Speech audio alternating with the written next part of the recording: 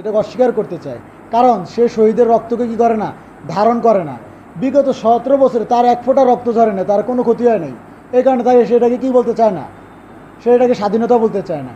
এই স্বাধীনতা আপনাদের সকলের অর্জন, আপনাদের সকলের ত্যাগের বিনিময়। এটা রক্ষা করতে হবে কার? আপনাদেরকে। আমরা বিগত 53 বছরে বাংলাদেশে যেমনটি ঘটে নাই, এই জিনিসগুলো বাংলাদেশে এখন কি হচ্ছে, সম্ভব হচ্ছে। বাংলাদেশে পৃথিবীর বাইরের দেশ থেকে ভালো ভালো বিনিয়োগকারীরা বাংলাদেশে বিনিয়োগ করতে আসতেছে। আমাদের দেশের যে বেসিক প্রবলেমগুলো শীঘ্রই ডক্টর ইউনূস ইউনূসের নেতৃত্বে প্রবলেমগুলো আমরা কি করতে পারবো, ইনশাল্লাহ সলভ করতে পারবো।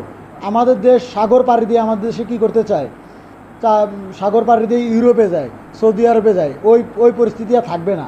আমাদের দেশে বাইরের বিভিন্ন দেশ থেকে আমাদের দেশের কি লোকজন কি করতে আসবে, কাজ করতে আসবে। এই জায়গায় আমরা আমাদেরকে কি নিয়ে যাব, এবং এই যে একটা সমৃদ্ধির পথে আগাচ্ছে। আপনারা হয়তো সাধারণ জনগণ, কারাই আপনারাই তো সাধারণ জনগণ, আপনারা সবাই এই সরকারের উপরে হ্যাপি না? সবাই হ্যাপি না? কিন্তু কেউ যদি নির্বাচন খেলার নামে দেশকে অস্থিতিশীল করতে চায়, আপনারা কি আবার রাস্তায় নামবেন না? তাদেরকে জনগণ প্রতিহত করবে না? নির্বাচনের নামে দেশকে অস্থিতিশীল করতে চাইলে জনগণ তা কী করবে? প্রতিহত করবে। জুলাই যোদ্ধারা এখনও কি হয়নি, মরে নাই, বেঁচে আছে। আপনারা সবাই সজাগ থাকবেন, আপনারা দেশকে কীভাবে এগিয়ে নিয়ে যায় এই ব্যাপারে ঐক্যবদ্ধভাবে কাজ করবেন। ইনশাল্লাহ আমাদের যে স্বপ্ন 53 বছরে পূরণ হয় নাই, তা আমরা পূরণ করতে পারবো ইনশাল্লাহ।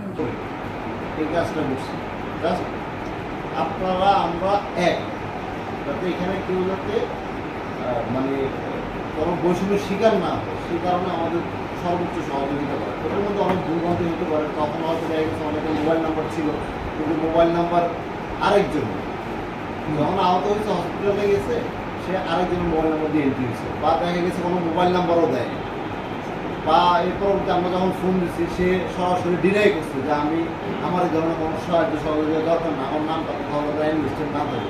কিন্তু এখন এর পরবর্তী যখনই শুনছে যে এটা অনুদানের বিষয় বা অন্যান্য সুযোগ সুবিধার বিষয়, তখন এটা জোর বলা করছে যে না, এটা আমার লাগবে। প্রথমেই কিন্তু ডিনাই করছে, অনেকেই ডিনাই করছে লাগবে।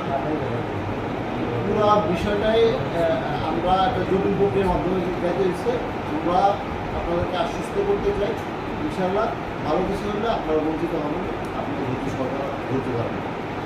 আর এই পর্যায়ে আমি সংযুক্তভাবে কিছু বলার জন্য অনুরোধ করব।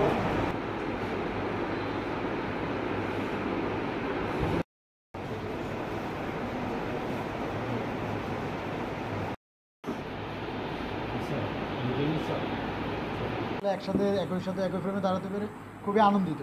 শুনেন, আমরা বহু রক্তের বিনিময়ে, অনেক আহত পঙ্গুত্ব বরণের বিনিময়ে আমরা দ্বিতীয়বার দেশটাকে স্বাধীন করেছি। কিন্তু কিছু ব্যক্তি এই দ্বিতীয় স্বাধীনতাকে স্বীকার করতে তাদের কষ্ট হয়েছে, যা খুবই হতাশাজনক। কারণ হতাশাজনক এই কারণে, অন্তত বিগত 17 বছর যারা জুলুম নির্যাতনের শিকার হয়েছে, অন্তত তারা এই স্বাধীনতাকে কোনোভাবেই অস্বীকার করবে না। আর দেশটা এগিয়ে যাচ্ছে। বিগত 53 বছরে বাংলাদেশে যে এই ধরনের সেবা সার্ভিস বাংলাদেশের মানুষ দেখেনি, তা দেখতেছে। স্বাধীনতার পর মুক্তিযুদ্ধের সংখ্যা নিয়ে বিভিন্ন ধরনের নাটক হচ্ছিল, 30 লক্ষ 3 লক্ষ নাটক, মিথ্যাচার। কিন্তু এই দেখেন, জুলাই যোদ্ধাদেরকে কিন্তু এই ধরনের কোনো নাটক করার সুযোগ দেওয়া হয়নি। আমরা এদের সঠিক পরিসংখ্যান নিয়ে আসার জন্য দিন রাত পরিশ্রম করে ডক্টর ইউনূস সরকার কাজ করে গেছে, এবং দেশটাকে সমৃদ্ধিশালী করার জন্য ডক্টর ইউনূস সরকার কাজ করে যাচ্ছে। কিন্তু যারা ভিন দেশের প্রেসক্রিপশনে, ইন্ডিয়ার প্রেসক্রিপশনে নির্বাচনের দাবি আদায়ের নামে দেশকে যদি অস্থিতিশীল করার চেষ্টা করে, জুলাই যোদ্ধারা মেনে নেবে না। বাংলাদেশের জনগণ সম্মিলিতভাবে নির্বাচন আদায়ের নামে কোনো ধরনের দেশকে অস্থিরতা করার চেষ্টা করলে মানুষ তা প্রতিহত করবে ইনশাআল্লাহ। আমরা ডক্টর ইউনূসের নেতৃত্বে সুখী সমৃদ্ধ একটা দেশ গঠনে আমরা কি করব, ভূমিকা রাখবো ইনশাআল্লাহ। সকলকে সর্বদা সজাগ দৃষ্টি রাখার জন্য আহ্বান জানিয়ে আমি আমার কথা শেষ করছি। আসসালামু আলাইকুম ওয়া রাহমাতুল্লাহ।